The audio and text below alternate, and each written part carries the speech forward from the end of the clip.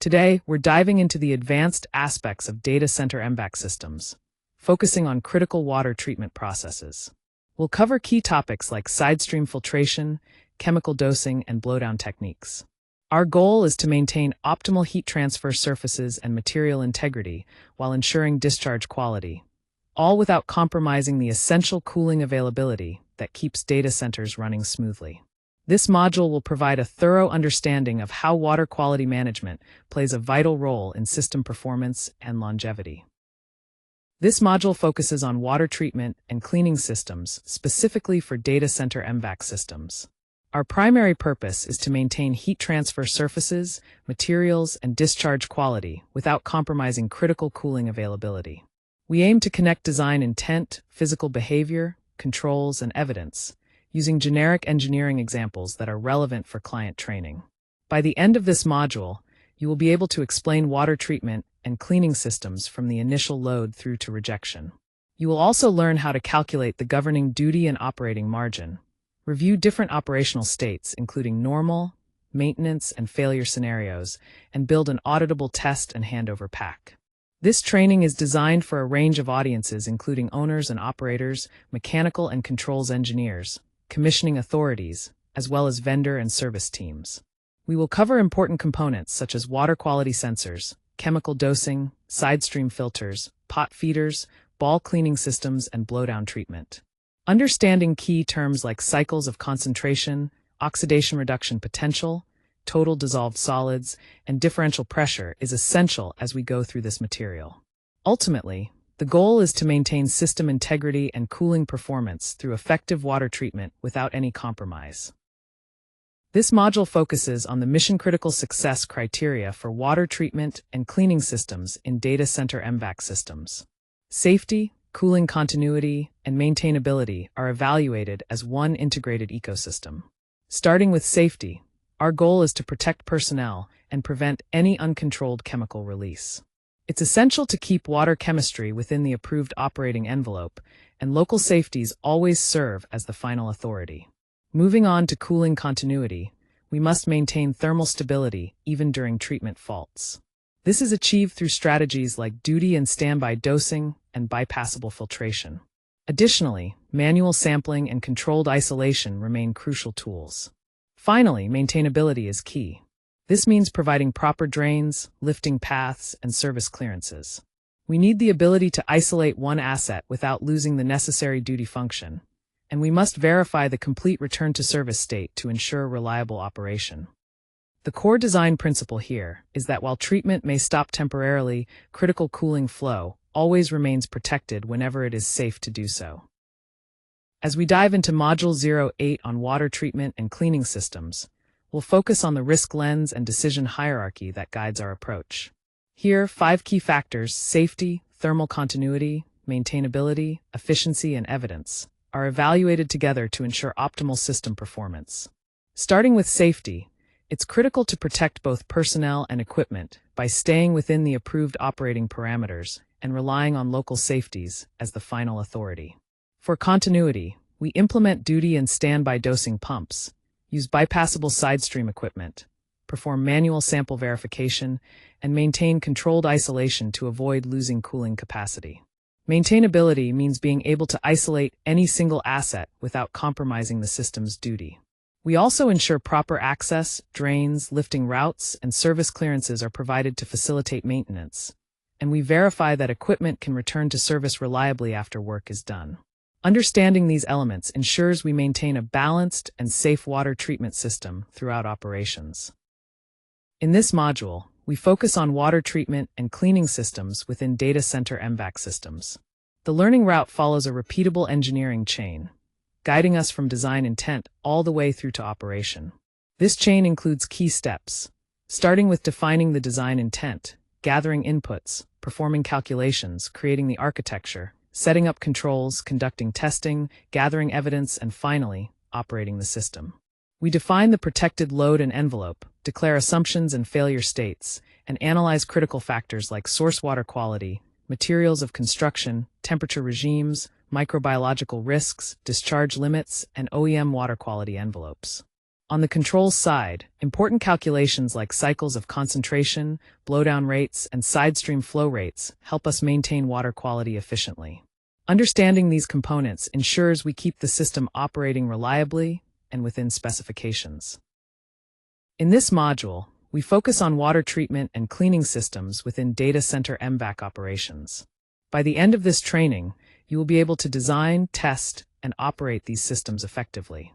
You'll develop design competence, including defining system boundaries and performance criteria, selecting appropriate capacity and redundancy approaches, and reviewing maintainability to ensure long-term reliability. On the calculation side, you'll learn to calculate governing duty accurately, check unit consistency, and maintain proper margins, all while clearly stating your assumptions. Control competence is also emphasized, covering key components like water quality sensors, chemical dosing, side stream filters, and pot feeders.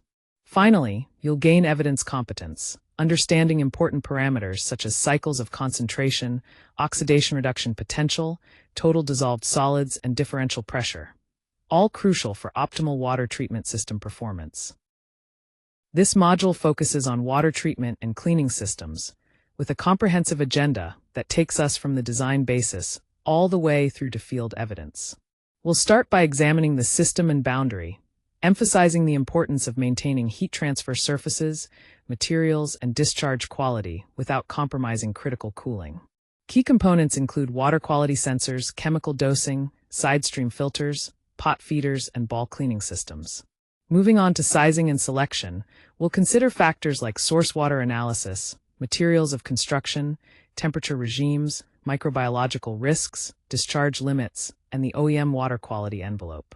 Controls and alarms play a vital role in verifying source quality, enabling proportional dosing, running side stream filtration, sequencing ball cleaning, controlling conductivity blowdown, and recording discharge evidence. Finally, we'll cover commissioning and operations with practical tests such as water analysis baselines, dosing calibration, filter flow proof, ball recovery tests, blowdown meter tests, and discharge sample validation. Throughout, we'll use key terms like cycles of concentration, oxidation reduction potential, total dissolved solids, and differential pressure to ensure a clear understanding of system performance.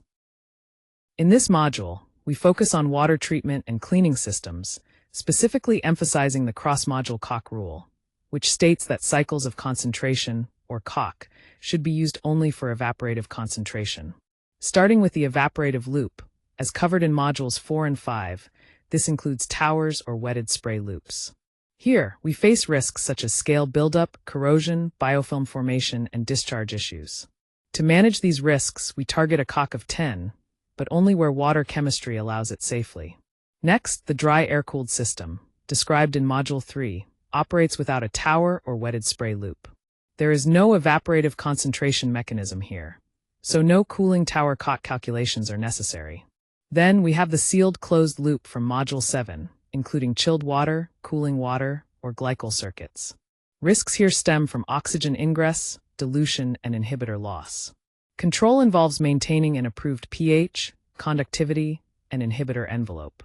Importantly, limiting chemistry requires calculating each constituent ratio carefully. We operate with a margin by setting normal targets below the approved maximum to ensure safety and effectiveness. We also rely on multiple forms of evidence, including conductivity readings, meters, laboratory tests, and inspections. When the source water quality changes, it's crucial to recalculate to maintain proper control. Remember, the design rule states that COC is just a concentration ratio and never replaces the approved treatment program itself. This holistic approach ensures our water systems remain safe and efficient. In this module, we focus on selecting the right water treatment strategy based on water chemistry and the risk of system failure. There are 3 main types of systems to consider: open recirculating, closed loops, and heat transfer surfaces, each with distinct contamination risks and control methods. Open recirculating systems, like cooling towers or evaporative loops, face risks such as scale, corrosion, biofilm, and suspended solids. To control these risks, we use cycles of concentration, blowdown, chemistry adjustments, and filtration. Closed loops, including chilled water, condenser, or glycol circuits, deal mostly with oxygen ingress, inhibitor depletion, and deposits.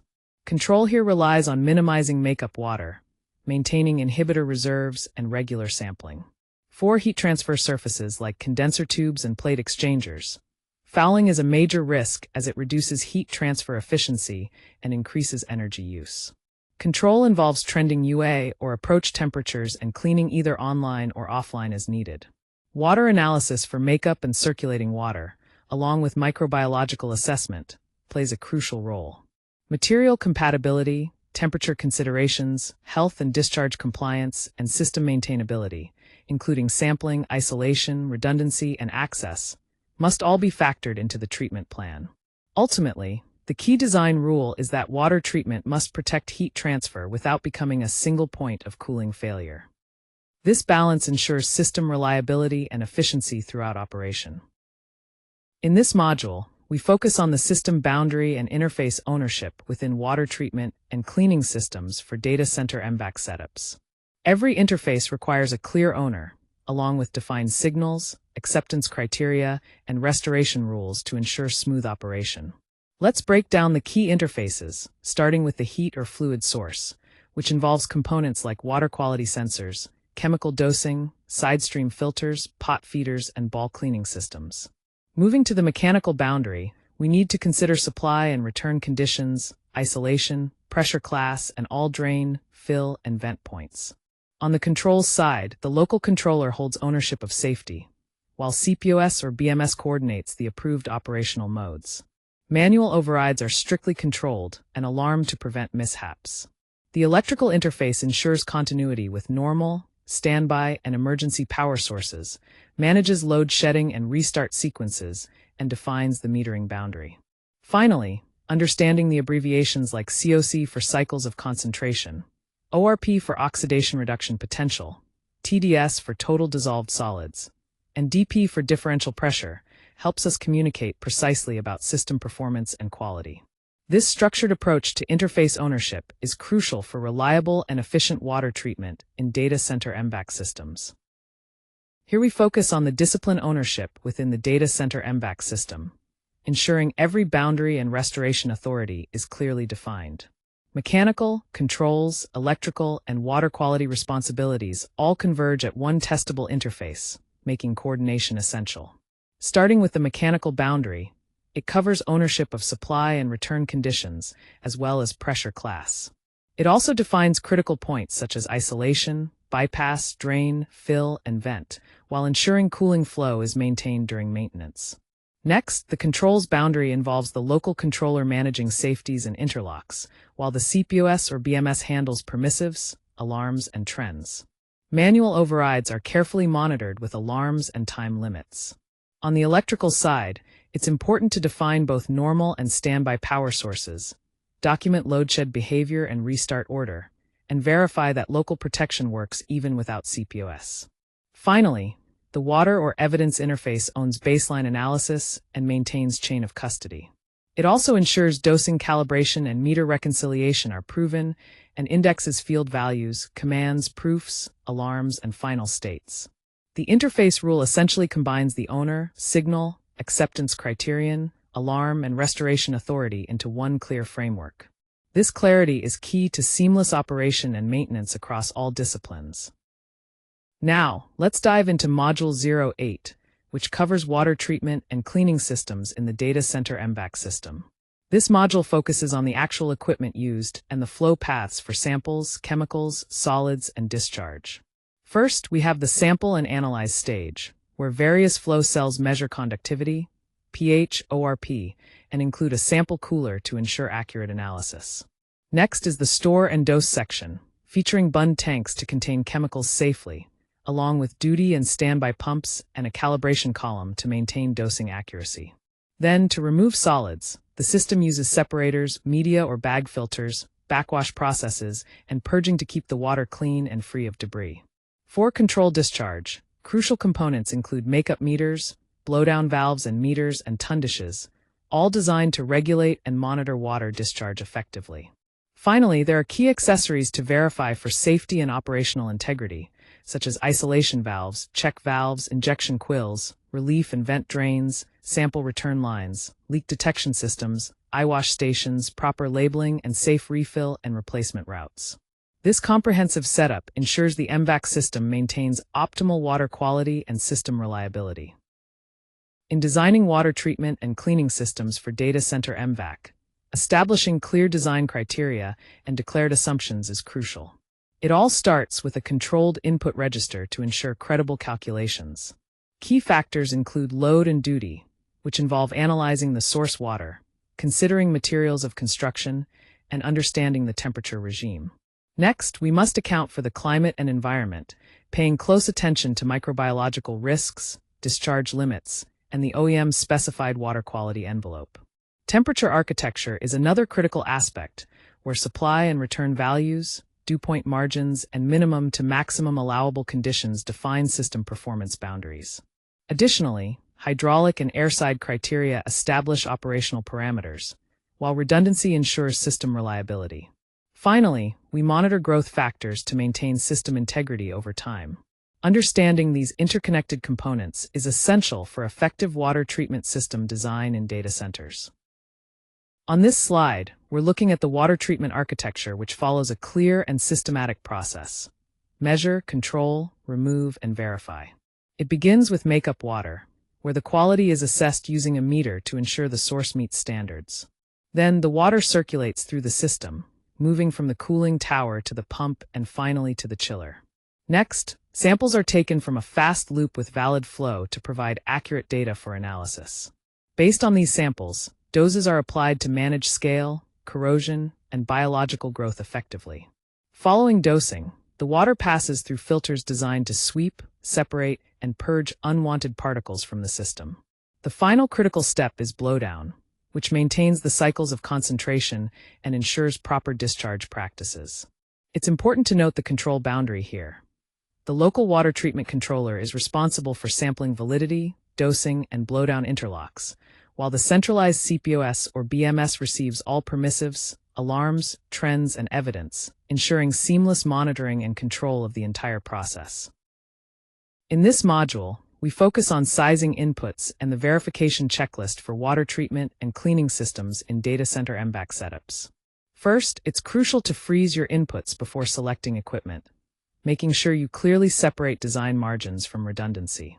Key inputs include analyzing the source water, understanding materials of construction, assessing the temperature regime, evaluating microbiological risks, adhering to discharge limits, and considering the OEM water quality envelope. Next, we look at boundary conditions like normal operating conditions, worst-case climate or load scenarios, concurrent maintenance situations, and single failure conditions. These scenarios help ensure robustness and reliability. Selection checks are done to verify that chosen equipment meets requirements under all these conditions. Finally, field verification is essential to confirm that the system performs as expected once installed. Remember the important parameters like cycles of concentration, oxidation reduction potential, total dissolved solids, and differential pressure throughout this process to maintain water quality and system efficiency. This slide covers the essential engineering formulas for water balance, treatment, and fouling in data center MVAC systems. First, it's crucial to define every symbol clearly, use consistent units, and record water analysis alongside operating conditions for accurate calculations. Starting with cycles of concentration, or COC, which is the ratio of circulating conductivity to makeup water conductivity. This parameter should be confirmed using a conservative tracer or lab chemistry. Moving on to water balance, the makeup water equals evaporation, blowdown, drift, and leaks, expressed as M equals E plus B plus D plus L. Blowdown can be calculated using the formula B equals E divided by COC minus 1 minus drift losses, based on steady-state operations. For conductivity set point, the target conductivity is determined by multiplying the desired COC by the makeup water conductivity, and it must be validated against potential scaling, corrosion, and discharge limits. Sidestream flow ensures proper filtration and basin hydraulics, calculated by system volume times turnovers over time, confirming effective filter duty. The active chemical mass added is determined by the change in concentration times volume divided by 1,000, yielding kilograms. Product volume is found by dividing active chemical mass by the product of active fraction and density, using declared values for accuracy. Finally, fouling trends are monitored by comparing dirty and clean overall heat transfer coefficients, normalized for flow and temperature, to assess system performance over time. Each of these formulas is fundamental for maintaining water quality and system reliability. Here we have a worked example focusing on a chemistry-limited cycles of concentration, or COC. The key to determining the maximum cycles is using certified makeup water analysis alongside approved circulating water limits, with the lowest ratio controlling the maximum allowable cycles. First, we gather makeup water data based on laboratory baseline results plus seasonal variations for each source and operating mode. Then, using the limiting cycles rule, we calculate COC max as the minimum value of approved limit divided by makeup concentration for each constituent. Looking at specific chemicals, calcium hardness sets a limit at 10 cycles. This is the controlling factor here. Total alkalinity, silica, chloride, and conductivity all yield higher cycle counts, meaning they're not as restricting in this case. For example, alkalinity allows 12.5 cycles, silica 15, chloride 10, and conductivity 11 cycles. Finally, the engineering decision is to accept a maximum COC of 10 cycles, as this matches the calcium hardness limit. Any fluctuations or variability must be closely monitored to ensure this margin doesn't erode over time, requiring adjustments to maintain water treatment effectiveness and protect system integrity. Here we're looking at the key concept of the limiting chemistry visual, which helps determine the maximum cycles of concentration, or COC, in a water treatment system. The main rule here is that the lowest ratio between the circulating water limit and the makeup water value sets the maximum COC. For example, silica allows up to 15 cycles, total alkalinity 12.5, conductivity 11, while chloride and calcium hardness both limit it to 10 cycles. This means our project target COC is 10, which is the strictest limit among these constituents. Normal operation is set slightly below that at 9 to provide a safety margin. It's important to monitor these values closely, because any changes in the source water quality can reduce that margin and require adjustments to keep the system within safe limits. On this slide, we're looking at different types of cooling loops and how water treatment applies to each. First, we have the evaporative loop, which involves open cooling towers. In these systems, evaporation concentrates minerals in the water over time, so regular blowdown is necessary to control those mineral levels. This is where the concept of cycles of concentration, or COC, comes into play. Typically, the target COC is around 10, but this depends on the water chemistry and treatment program in place. On the other hand, dry air-cooled and sealed closed loops, often used for chilled water or condenser water systems, don't experience evaporative concentration. That means COC metrics don't apply here. These systems are governed strictly by product and inhibitor guidelines approved for maintaining water quality. The key takeaway I want to emphasize is that COC is specifically a measure for evaporative systems. It helps us understand mineral buildup due to evaporation, but never replaces a carefully designed and approved water treatment program. Proper treatment ensures system longevity and efficiency, regardless of the loop type. Here we see an example that illustrates how limiting chemistry affects our engineering target for cycles of concentration, or COC. The goal might be to achieve a COC of 10, but this is only feasible when certain chemical parameters such as calcium and chloride concentrations, as well as factors like metallurgy and temperature, are all within acceptable ranges. For instance, the calculations shown here compare various parameters, like silica, total alkalinity, conductivity, and chloride, divided by their respective limits to determine the maximum allowable cycles before scaling or corrosion risks arise. The lowest resulting value represents the limiting factor, which in this example is calcium and chloride levels. This limiting chemistry sets the ceiling line for COC, and it's important to remember that variability in these conditions can erode the safety margin, preventing us from pushing the system beyond that point without risking damage. So, understanding and monitoring these chemical factors is crucial to maintaining system integrity and optimizing water treatment performance. Here we have a worked example comparing cycles of concentration, or COC, 5 versus the project target of COC 10 for a cooling tower system. The illustrative tower has an evaporation rate of 50 cubic meters per hour, a drift loss of 0.5 cubic meters per hour, and a makeup water conductivity of 400 microsiemens per centimeter. For Cock 5, we calculate the blowdown rate as 12 cubic meters per hour, with makeup water required at 62.5 cubic meters per hour, resulting in a water conductivity around 2,000 microsiemens per centimeter. Meanwhile, with Cock 10, blowdown is reduced significantly to about 5 cubic meters per hour, lowering makeup water needs to 55.56 cubic meters per hour. This means a makeup saving of nearly 7 cubic meters per hour. However, Cock 10 is only acceptable when all factors like limiting chemistry, metallurgy, temperature, treatment, OEM limits, discharge, and operational evidence remain compliant. So, while higher Cock improves water efficiency, it requires careful control and monitoring to ensure system performance and safety. Here we have an engineering chain pipeline comparing two tanks with cycles of concentration, or Cock, of 5 and 10. The key takeaway here is the water usage differences between the two systems. Tank 1 with a Cock of 5 requires a makeup water rate of 55.56 cubic meters per hour and a blowdown of 5.56 cubic meters per hour. In contrast, Tank 2 with a Cock of 10 has a lower blowdown rate of just over 5 cubic meters per hour, saving approximately 6.94 cubic meters per hour in makeup water. This shows that operating at a higher cycle of concentration can significantly reduce water consumption. However, it's important to note that Cock 10 depends heavily on precise chemistry management and strict blowdown control. Without these, the system could be at risk. So, while water savings are clear, the trade-offs include increased operational attention and control. Here we're looking at the water use trade-off when increasing cycles of concentration, or Cock, from 5 to 10 in cooling towers. At a constant heat rejection duty, evaporation stays the same at 50 cubic meters per hour and drift remains constant at 0.5 cubic meters per hour. What changes is the makeup water needed and the blowdown. With a baseline Cock of 5, the makeup water is 62.5 cubic meters per hour and blowdown is 12 cubic meters per hour. When we increase the Cock to 10, makeup water decreases to 55.56 cubic meters per hour. That's an 11.1% reduction. More significantly, blowdown is cut by over half, from 12 to just over 5 cubic meters per hour, a 57.8% reduction.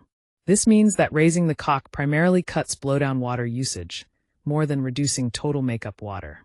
However, it's important to remember these water savings only happen if we carefully manage chemistry, materials, temperature, treatment capabilities, discharge compliance, and maintain stable operating conditions.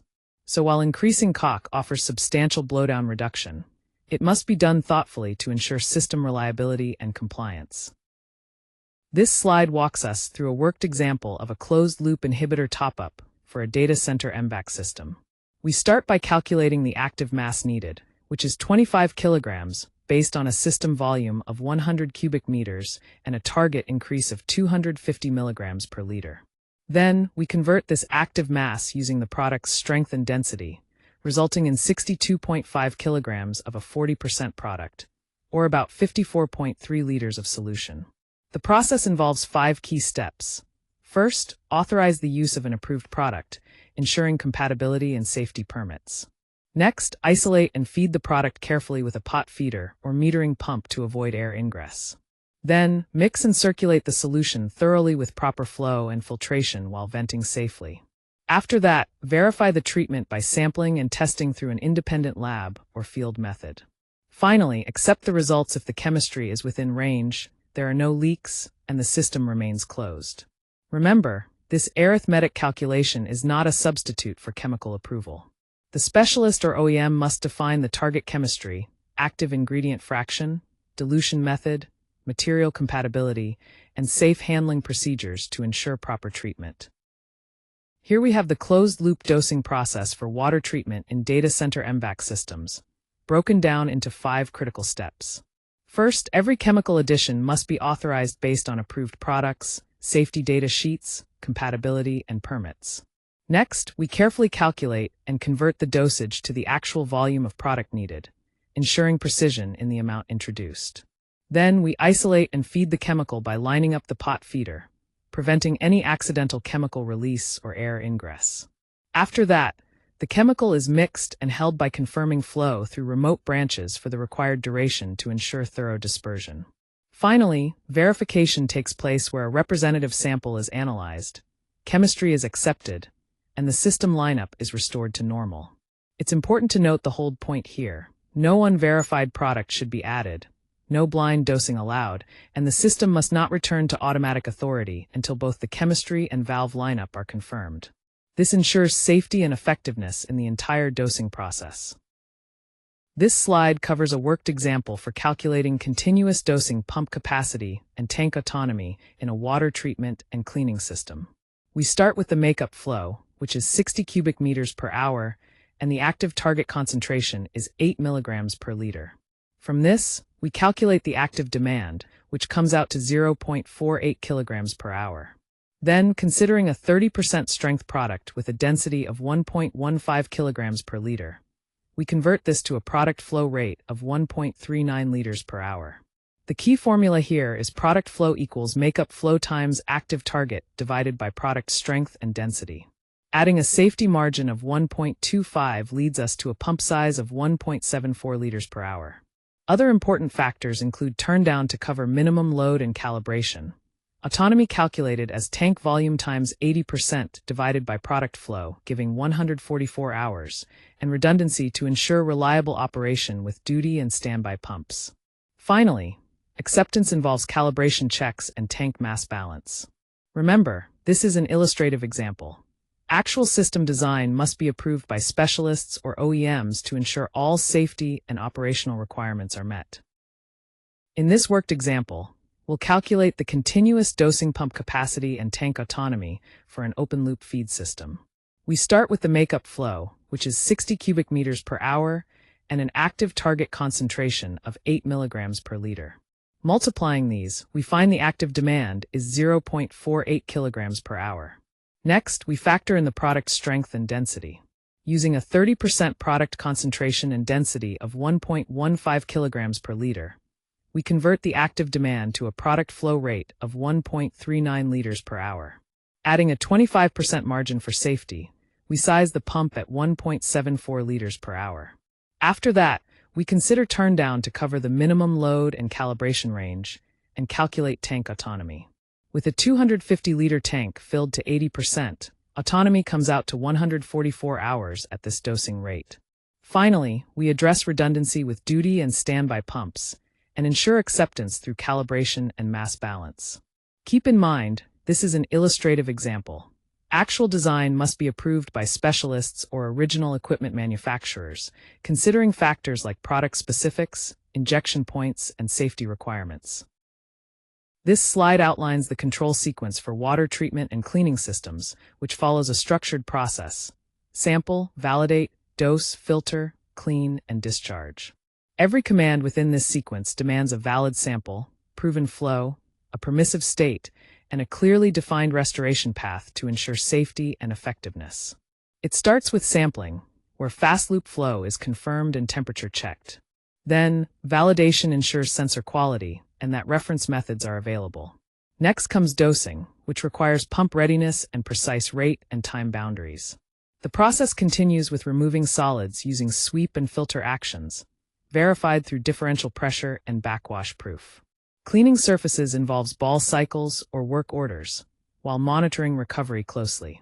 Following this, blowdown operations depend on cycles of concentration demand and proper valve and meter functionality.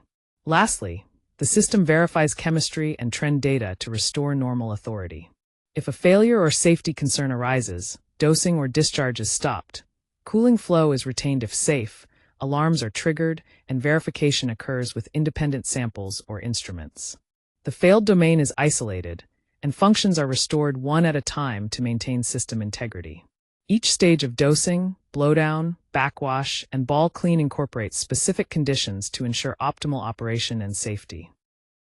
Here we have the closed-loop dosing and verification flowchart, which is crucial for maintaining effective water treatment in our cooling systems. The process begins with the sample step, where the fast loop flow and temperature must be within acceptable limits, serving as a checkpoint for node 2. Then, during blowdown, the system checks that the conductivity levels demand opening the valve and that a proper discharge path is available. The validate step ensures sensor accuracy by confirming that sensor quality is good and that the reference methods align, which is critical for Node 3. Next, the clean phase initiates a ball cycle to verify inventory and maintain system cleanliness. The filter step monitors the sweep's differential pressure to ensure filtering is effective. Finally, the dose step confirms that pumps are active, tank levels are adequate, and there are 0 leaks. This is a key permit for Node 4 to function properly. Most importantly, if any of these permissives drop, the system follows a failure path. Dosing and discharge stop immediately, cooling flow is retained, alarms alert CPOS, and manual verification is required. This flowchart is essential for maintaining system reliability and safety through continuous monitoring and verification. Here we have the alarm philosophy for the water treatment and cleaning systems, focusing on alerting for physical risks and prescribing the next safe action. The priority levels here guide how we respond, from urgent chemical spills or permit violations to conditions like high conductivity or biological excursions. For example, a priority 1 alarm for a chemical spill requires immediate stopping of pumps and emergency response to protect personnel and the environment. Meanwhile, a priority 2 alarm, like a high filter differential pressure, calls for inspection and maintenance actions such as backwashing. It's important to note that these priorities and responses must align with the approved operating philosophy, including classifications, delays, and reset authority. The reset rule emphasizes correcting the cause, confirming water conditions with approved methods, and ensuring the system returns safely to normal operation. This structured approach ensures safety, compliance, and effective system management. This slide explains the working principle of basin sweeping combined with sidestream filtration in water treatment systems. First, sweep nozzles mobilize settled solids within the basin, ensuring that debris doesn't accumulate. Then, dirty basin water is picked up and directed into the side stream for further processing. Next, a centrifugal stage separates out heavy solids from the water, effectively removing larger particles. Following this, the water passes through media or bag filters that capture finer particles, improving water clarity. The clean water is then returned to the system without interrupting tower operation, maintaining continuous performance. Finally, concentrated solids are purged through a controlled waste path to keep the system clean.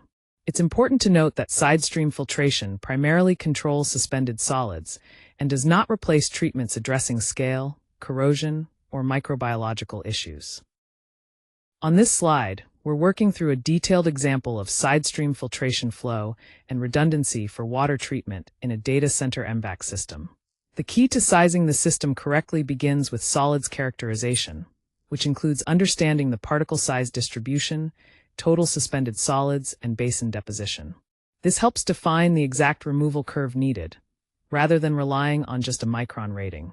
Next, we consider the total system inventory, which in this case is 250 cubic meters. This volume includes not just the basin, but also any remote sumps and connected piping. Then we set the turnover objective. Here, it's 4 hours per complete turnover, confirmed with input from specialists and considering seasonal variations in solids loading. From there, we calculate the base flow rate. Dividing volume by turnover time gives us 62.5 cubic meters per hour for continuous treatment flow. We add a design margin of 20% to account for operational variability, bumping that flow up to 75 cubic meters per hour, keeping this separately from any standby redundancy. The circulation fraction follows, which is 6.25% of the main system flow, ensuring we don't cause short-circuiting by checking pickup and return locations. For redundancy, we specify 2 units capable of handling 100% of the flow each, so one can run while the other undergoes maintenance. Finally, our selection gate criteria include the removal curve, pump head, waste handling capacity, and proving clean and dirty differential pressure, as well as backwash and purge capacity. All these steps ensure a reliable, effective filtration system tailored to the facility's specific needs. Now, let's dive into sidestream sizing gates for water treatment in MVAC systems. The key to selecting the right treatment flow is that the calculation must be validated through hydraulics, particle removal, and maintenance considerations. We start with the base calculation, where the system inventory is 250 cubic meters and the turnover objective is 4 hours, giving us a base flow of 62.5 cubic meters per hour. Then, we apply a design margin of 20% to cover uncertainties, resulting in a design flow of 75 cubic meters per hour. Remember, this margin is not redundancy. For redundancy, we select 2 units each rated at 75 cubic meters per hour, so that one unit can operate while the other undergoes maintenance. Finally, the selection gates include checking particle size distribution, total suspended solids removal, pump head at clean and dirty differential pressures, backwash and purge drain capacity, and potential short circuits in pickup and return lines. Acceptance criteria require proving the design flow, differential pressures, removal effectiveness, purge sequencing, waste capacity, and the ability to maintain isolated service during maintenance. This thorough approach ensures reliable and efficient water treatment performance. On this slide, we focus on the instrumentation architecture for water treatment and cleaning systems within Data Center MVAC setups. It's crucial to prove the sample before trusting any measurement reading, meaning the sample must be representative, conditioned, and flowing properly, not just taken from a random section of pipework. For conductivity, monitoring involves careful COC control, temperature compensation, and regular reference checks to ensure accuracy. When measuring pH, ORP, and residuals, maintaining the chemistry envelope is essential along with consistent cleaning and calibration routines. Sample flow and temperature must be validated, avoiding any stagnation by using coolers or returns. Makeup and blowdown processes use totalized meters that are valve-proofed and reconciled for accuracy. The chemical skid's key elements include tank level monitoring, leak detection, pump operation status, and calibration columns.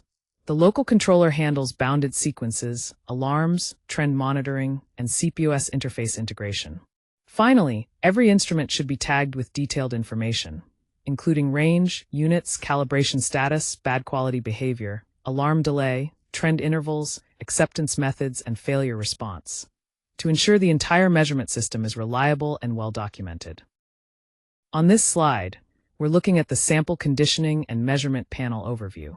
The first key component is the fast loop, which is crucial because it proves the sample flow is valid and prevents stagnation, ensuring our measurements are accurate and timely.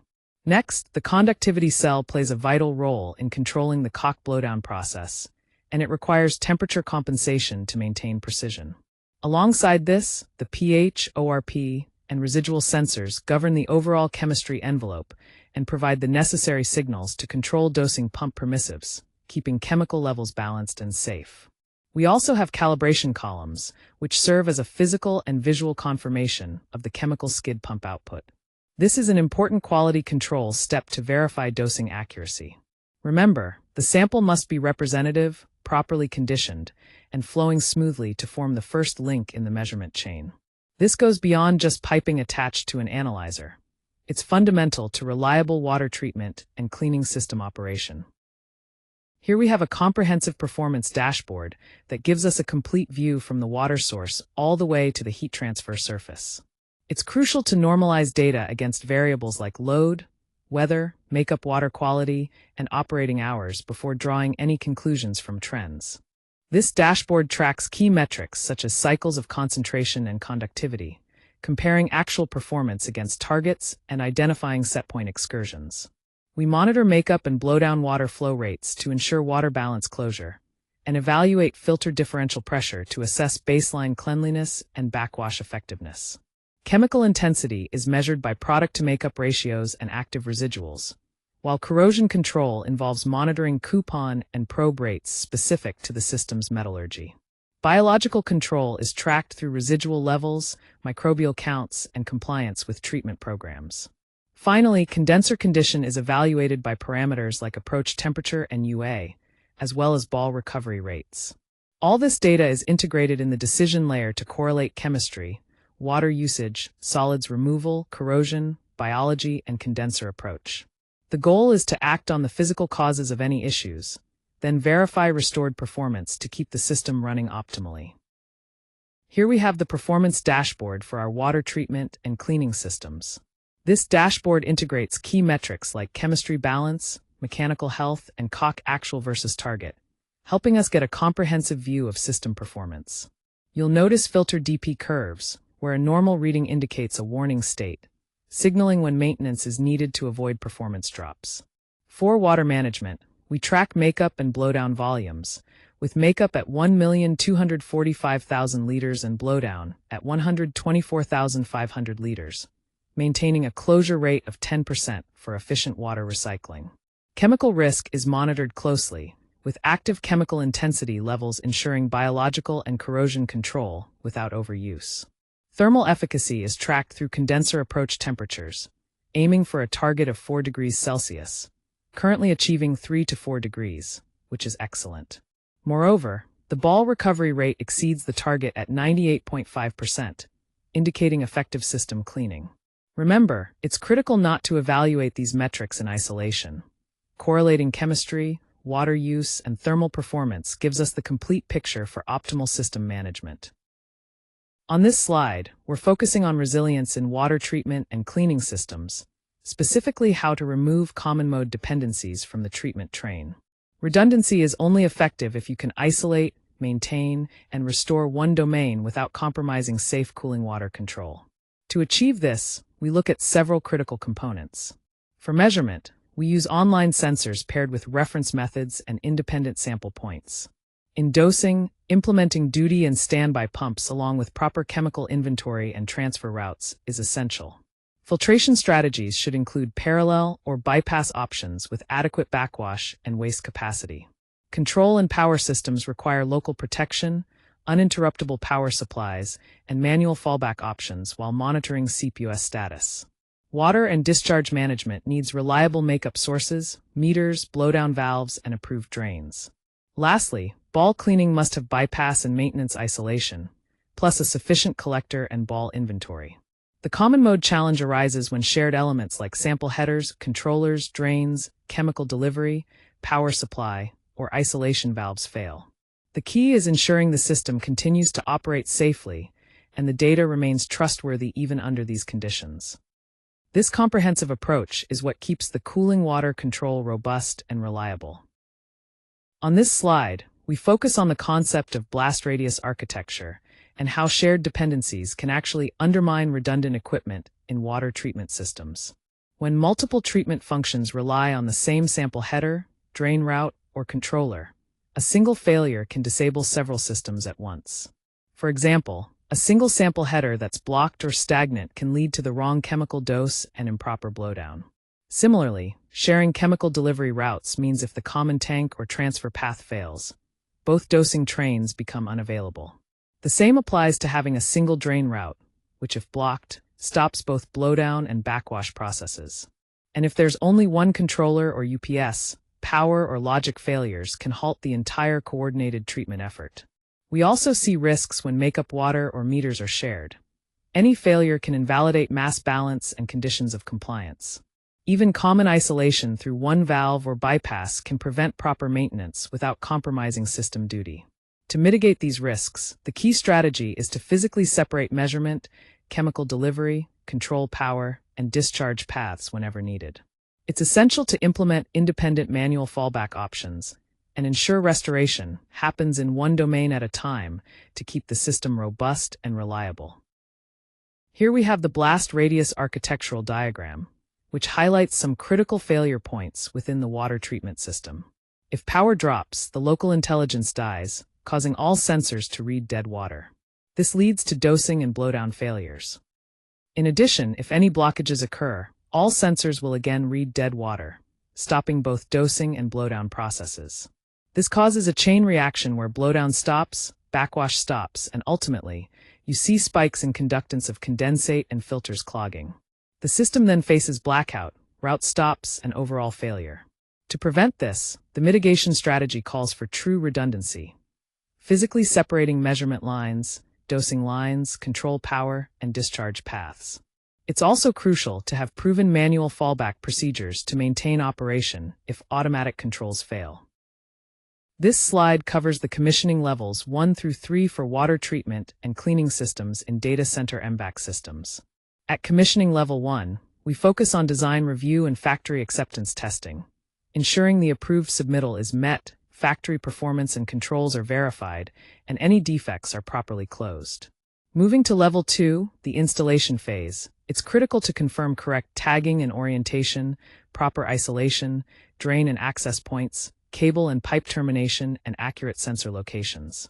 Then at level 3, the startup and site acceptance testing include pre-start checks, verifying rotation and safety functions, point-to-point validation, and initial tuning along with alarm setup. Successfully closing levels 1 through 3 is a key milestone before we can authorize proceeding to the more advanced commissioning levels 4 and 5. Additionally, understanding terms like cycles of concentration, oxidation reduction potential, total dissolved solids, and differential pressure is important for evaluating system performance. This slide focuses on the commissioning and integrated testing of water treatment and cleaning systems, emphasizing the importance of proving chemistry, hydraulics, and recovery. Testing moves progressively from the documented design intent through to repeatable failure and restoration under real operating conditions. We start with Level 1 design, which includes water analysis, materials and chemistry selection, PNID, and discharge basis. Level 2 covers the factory setup, involving panel logic, pumps and valves, alarms, and record keeping. Level 3 is installation, focusing on tags, lineup, sample, and injection points, as well as bunds and drains. At Level 4, functional testing is performed, including calibration, dosing, filtering, blowdown, and ensuring interlocks and fallback systems are in place. Finally, Level 5 involves integrated system testing and high-level testing, where sensor, pump, and filter failures are simulated, chemistry excursions are tested, and restoration of service is verified. Acceptance evidence must thoroughly reconcile all relevant data: field values, controller values, commands, proofs, alarms, trends, and confirmation of returning to a normal state, all documented precisely with tag and timestamp. This comprehensive approach ensures the system operates reliably and as designed. In this module, we focus on the acceptance criteria and evidence requirements for water treatment and cleaning systems in data center MVAC operations. The final values we use originate from the approved project basis, ensuring consistency and reliability. For each criterion, we define the specific past conditions, required field tests, and the type of evidence needed to verify compliance. For example, source water quality must be validated against an approved baseline using representative samples tested in the lab, with reports and chain of custody documentation. Conductivity is monitored to stay within a stable, approved range, verified through calibration and trend analysis over 24 hours. Dosing systems require demonstration of correct delivery rates and interlock functionality, supported by calibration records and timed dose measurements. Sidestream filtration is checked through flow and pressure differential data, ensuring clean and dirty states are properly recorded and purged. Water balance involves reconciling makeup, blowdown, and losses, with meter totals confirmed over a stable period and formal balance sheets signed off. Biological control relies on maintaining residual levels within limits, documented by approved testing methods and detailed water management records. Closed-loop systems are monitored for inhibitor and corrosion levels inside the approved envelope, validated through samples and metallurgical analysis. Tube cleaning acceptance depends on ball recovery and condenser condition, with cycle logs demonstrating approach trends and before and after states. Finally, no acceptance is finalized until any failed items are corrected, retested, and confirmed to meet all documented normal valve, control, alarm, and evidence requirements. This rigorous process guarantees system performance and long-term reliability. This slide covers the engineering decision register for blowdown recovery and discharge in water treatment systems. We start by establishing the cycle of concentration 10 water balance, which is critical for understanding flow rates and volumes. For example, blowdown flow is about 5.06 cubic meters per hour, translating to a daily volume near 121.3 cubic meters. We size valves, meters, and drains based on the worst-case scenario and use calibrated, stable load trends for accurate monitoring. Next, we assess water quality parameters like conductivity, typically around 4,000 microsiemens per centimeter, and validate that these measurements align with permit limits and reuse process requirements. Chemistry and pathogen risks are qualified through chain of custody samples, focusing on pH, oxidant levels, solids, and biological components, which can vary with site and season. This informs decisions on filtration and disinfection. The reject disposal path is also crucial, requiring permitted drains with proper air gaps and drain capacity, backed by inspection and flow tests.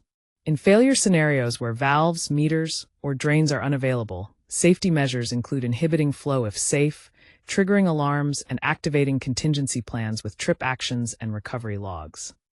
Overall, successful blowdown reuse hinges on approved chemistry control, pathogen management, material compatibility, proper reject disposal, and regulatory permit compliance.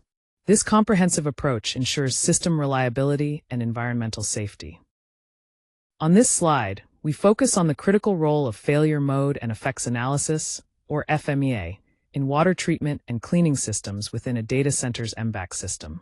It's important to understand that a treatment failure can directly lead to a cooling capacity failure, which impacts overall system performance. We prioritize issues by looking at thermal consequences, health and environmental exposure, and how easily the failure can be detected. The goal is to protect the cooling flow while isolating any failed treatment areas. For each failure mode, we examine the physical effect it causes, how we detect it through sensors or measurements, and what automatic or operator actions are triggered to respond appropriately. For example, sensor drift or dosing pump failures require manual checks or standby activations, while overdosing demands an immediate stop and specialist recovery. We also highlight the risk of common mode failures where a single point like a sample header or power supply could impact multiple redundancy measures. This systematic approach ensures we maintain water quality and system reliability effectively. On this slide, we're focusing on a systematic approach to troubleshooting water treatment and cleaning systems in data center MVAC systems. The process begins with stabilizing the system to protect cooling flow and stop any unsafe doses or discharges. Next, we verify the sample by ensuring flow and temperature are valid, comparing reference tests against sensors. Then we reconcile the water usage by checking makeup and blowdown meters, along with cycles of concentration and losses. After that, it's crucial to check the equipment, including pumps, valves, filters, injection systems, and collectors, to identify any potential mechanical issues.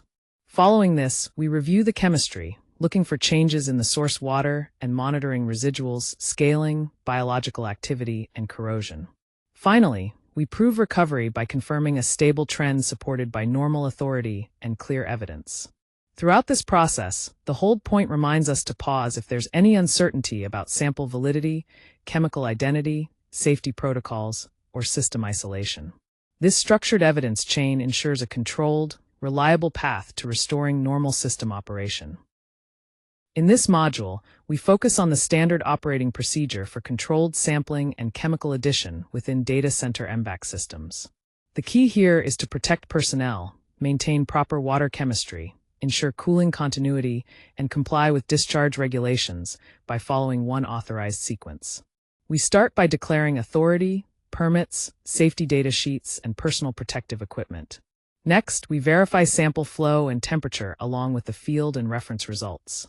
Then, we calculate the volume and target changes, considering active fraction and density. Chemical addition must be done slowly and carefully, isolating the feed and observing for leaks or proof of proper dosing. Mixing and holding involves circulating for the required time while maintaining cooling flow. Retesting samples confirms trends toward target values. Finally, restoring involves removing overrides and closing out evidence. If an abnormal path occurs, we stop addition, isolate the source, contain spills, protect cooling, verify chemistry independently, engage specialists, and carefully return to service. It's crucial to never use unverified products, blind dosing, uncontrolled drains, or close out without stable retest and proper authority. This sequence ensures safety and system reliability at every step. On this slide, we focus on maintenance practices that are essential to preserving measurement validity and ensuring safe treatment delivery in water treatment and cleaning systems. Maintenance is not complete until several critical steps are done: chemical identification, safe isolation, calibration, functional testing, and properly documented restoration. We look at various components starting with the sample panel, where flush lines, flow and temperature monitoring, cell cleanliness, and calibration with standards are vital. Moving on to the chemical skid, we check the tank integrity, bund and leak detection, calibration columns, and pump output to ensure everything is working correctly. For filters and separators, we monitor flow and differential pressure, inspect media and bags, manage purge and backwash cycles, and keep accurate records of solids removal. Blowdown maintenance involves checking valve stroke and proof, meter accuracy, sample points, and proper drainage through drains or tundishes. In towers and basins, inspections cover sweep nozzles, debris and biofilm removal, and importantly, safe access for personnel. Ball cleaning requires counting ball numbers and checking their diameter, examining injectors and collectors, pump operation, and tube conditions. Lastly, before returning the system to service, all elements must be verified: correct product and valve lineup, restoration of guards and caps, no leaks, valid sample collection, proven pump, valve, and filter functionality, active alarms and trend monitoring, an approved discharge path, and indexed evidence documenting these checks. All these measures ensure the system operates safely and effectively. Let's walk through the diagnostic flowchart for addressing issues in the water treatment and cleaning systems. First, we need to stabilize the system by protecting the cooling flow and stopping any unsafe dosing or discharge. This is crucial to prevent further damage or safety risks. Next, verifying the sample is key. This involves proving the flow and temperature are within expected ranges and running an independent lab check to validate sensor readings. After that, we reconcile the system by checking makeup and blowdown meters to identify any hidden water losses that could be impacting performance. Then we perform a thorough equipment check, inspecting pumps, valves, filters, and injection quills for any signs of malfunction or wear. Following this, we check the chemistry of the system, looking for changes in the source water and monitoring bio and corrosion residuals that could indicate underlying problems. Finally, we prove recovery by waiting for a stable, normalized trend before restoring automatic control authority. This step ensures the system is truly stable and ready to operate safely and efficiently again. In an emergency operating response for water treatment and cleaning systems, our top priorities are life safety and thermal stabilization. Everything else must support those goals. First, if there's incorrect dosing happening, it's critical to stop it immediately while monitoring for changes in conductivity, and then escalate the issue to the approved incident authority. Next, if there's a chemical release, contain it right away, keep an eye on dosing pump performance, and again, escalate as needed. Sometimes we might need to bypass a failed treatment, but this should only be done with proper approval, watching closely for filter differential pressure issues. Finally, maintaining cooling continuity is essential. Respond promptly if a ball loss alarm sounds, and involve the incident authority without delay. Remember these key parameters: cycles of concentration, oxidation reduction potential, total dissolved solids, and differential pressure, as they guide our monitoring and response efforts throughout. On this slide, we focus on the critical emergency rules and non-negotiable actions that must be followed to ensure safe water treatment operations. First, it is essential to stop incorrect dosing immediately, as any errors can have serious consequences. If you notice any conductivity or residual spikes, you must halt the pumps right away to prevent further issues. Always escalate the situation promptly to the appropriate personnel for swift resolution. Next, containing chemical releases is a top priority. This means isolating tanks or pumps if they fail, or if bund alarms activate, to prevent any environmental discharge. It's equally important to protect the continuity of cooling water flow to the data center. Even if water treatment stops temporarily, the physical flow must continue without interruption. Finally, never bypass a failed treatment step, such as a clogged filter, without proper authorization. Before making any changes to digital controls, verify the physical condition of the water and equipment, and always prove that the system has been fully restored afterwards. Following these rules exactly is crucial for maintaining safety and system integrity. In this practical lab, we focus on calculating cycles of concentration, comparing COC 5 against the project target of COC 10. Learners will reconcile the water balance, define the conductivity set points, and understand why maintaining COC 10 requires careful consideration of water chemistry and operating conditions. Looking at evaporation and drift losses, we see evaporation at 50 cubic meters per hour and drift at 0.5 cubic meters per hour, with makeup water conductivity at 400 microsiemens per centimeter. In case A, with Cock 5, the blowdown is 12 cubic meters per hour and makeup water is 62.5 cubic meters per hour, with a setpoint conductivity around 2000 microsiemens per centimeter. In case B, aiming for Cock 10, the blowdown reduces to just over 5 cubic meters per hour and makeup water to 55.56 cubic meters per hour, resulting in a significant makeup water saving of nearly 7 cubic meters per hour. To ensure accuracy, we verify the water balance, check meter accuracy, and confirm that the system is operating stably. Then, we assess scaling and corrosion indices, taking into account the metallurgy and temperature conditions. Protective measures include biological control, maintaining filter duty, and complying with discharge permits. Finally, acceptance is based on documented limits, alarm bans, retest plans, and supporting evidence. This thorough approach helps maintain the system's operational efficiency and water quality balance. Now let's focus on the practical lab involving closed-loop dosing, mixing, and verification in water treatment systems. First, we calculate the amount of active chemical needed by multiplying the system volume by the target concentration, which gives us 25 kilograms of active substance. Next, we convert that amount into volume by adjusting for chemical concentration and density, resulting in approximately 54.3 liters. Then, it's crucial to isolate and feed the chemical properly by setting up the correct bypass lineup to avoid any chemical or air release. After that, we ensure thorough mixing by proving circulation through all critical branches of the system. Finally, verification involves taking a representative sample and testing it using an approved analytical method. When all steps are completed correctly, we document everything. We record the product, lot number, quantity, injection point, meter readings from start to finish, mixing duration, chemical analysis before and after, leakage checks, and confirm that the valve lineup is restored to normal. This comprehensive approach ensures effective and safe water treatment in the system. This slide covers the automatic condenser tube ball cleaning process, which is a key part of maintaining water treatment systems in data center MVAC setups. First, approved sponge balls are injected into the condenser water flow. As these balls move through, they create slight interference that effectively scrubs and wipes each tube wall to remove deposits.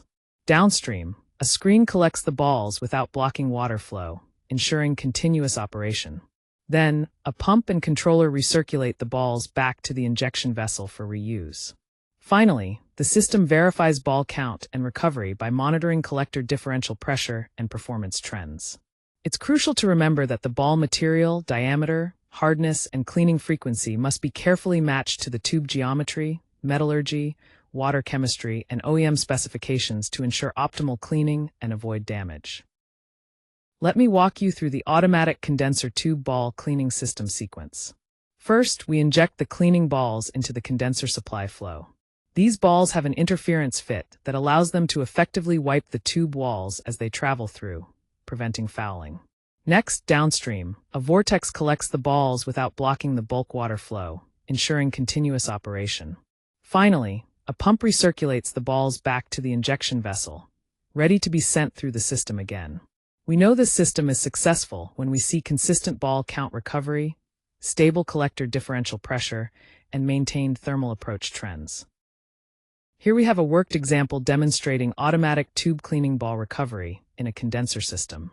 The key idea is to convert the approved ball charge basis into a practical recovery result, and then relate that recovery to the collector differential pressure and overall condenser performance. In this example, we start with 1,000 condenser tubes and an illustrative charge basis of 10%, meaning 100 balls are injected. Of those, 98 balls are recovered, resulting in a 98% recovery rate. This is calculated simply as recovered divided by injected times 100. There are several critical steps in the process to ensure effectiveness. First, select the appropriate ball diameter, hardness, and material based on OEM specifications.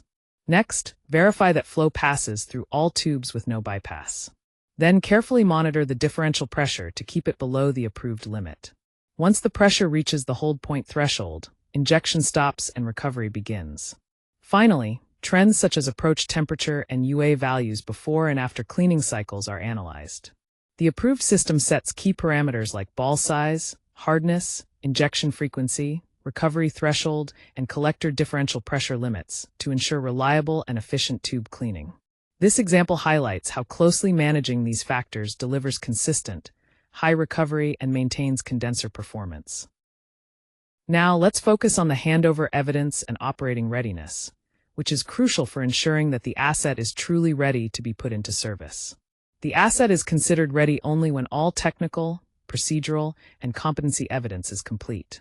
Starting with design, this includes the owner's project requirements and basis of design, all calculations, approved drawings, P&IDs, as well as submittals and any deviations. Moving on to installation, we need as-built tags, detailed inspection records, and results from pressure, leak, and cleanliness tests. For controls, it's important to have a comprehensive point schedule, properly documented sequences and settings, plus backups and strict access controls. Testing and operations readiness are equally vital. Finally, competence must be demonstrated across design, installation, and controls to ensure smooth and safe operation. This thorough documentation and verification process guarantees a reliable and efficient system handover. In this module on water treatment and cleaning systems, the focus is on developing engineering judgment rather than just recalling facts. You're expected to explain key concepts like the complete service path and the relationships between interfaces and failure domains. We'll also cover important calculations, including cycles of concentration, blowdown rates, side stream flow rates, and dosing masses. Diagnosing common issues such as overdosing, underfeeding biocides, filter bypasses, and blockages is essential. Additionally, you'll learn to operate the system effectively, prove its performance, and know when to escalate problems. Understanding terms like cycles of concentration, oxidation reduction potential, total dissolved solids, and differential pressure is also critical to mastering this topic. As we wrap up this module on water treatment and cleaning systems for Data Center MVAC, it's important to keep in mind several key resources and principles.